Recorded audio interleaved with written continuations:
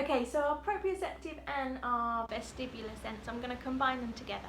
So just to refresh, our proprioceptive sense is the feedback that we get from our muscles and joints. So if I put my hand in the air, my brain can tell me that my right hand is in the air and in what relation that is to my body, so the space around me. And our vestibular sense is our balance and movement. So it's modulated in our inner ear. If I was to spin around in a circle lots and lots of times and then try and walk in a straight line, that would be my vestibular sense, which would be making it difficult for me to be able to walk in a straight line. Okay, so things that you can do for children that might be hyper either of those senses, and they're probably likely to be both of them, break up the work into lots of short bursts. So do a little bit of work and then get up, move about, do something. Try and include lots of heavy work, so in between the short bursts of work, maybe ask them to pile up some books on the side of the class and move them to another side. Maybe they're moving around partners so they can pick up their chair and put their chair somewhere else. Maybe they can just do an activity to help you out as the teacher.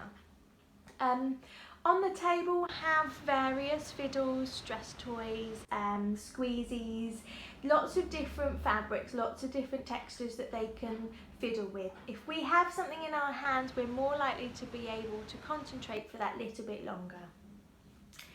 For those that might be hypo, it's very, very similar. Try and keep lots of activity, so lots of physical breaks within the work. So even if it's just tap your head, tap your shoulders, touch your elbows, tap your knees, every 5 minutes between the work, that's something it's going to be helping to alert their systems, okay? Maybe get up, walk around the class. It's very, very similar to hyper. Try and include lots of hands-on work as well. So if you're doing maths, try and use bricks so they can do some counting with their bricks. Maybe have some sand, maybe have some water. Have things that they can do with their muscles, with their hands and their joints, okay?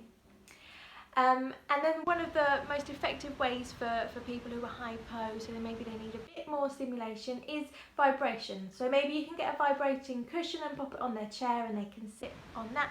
That's a really quick way to help create stimulation.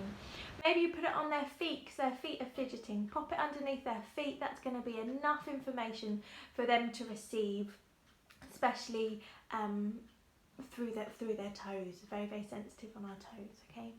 So just think about those things when you're in the class. Try and recognise if someone likes to get up and move around a lot. Include that as part of your class routine.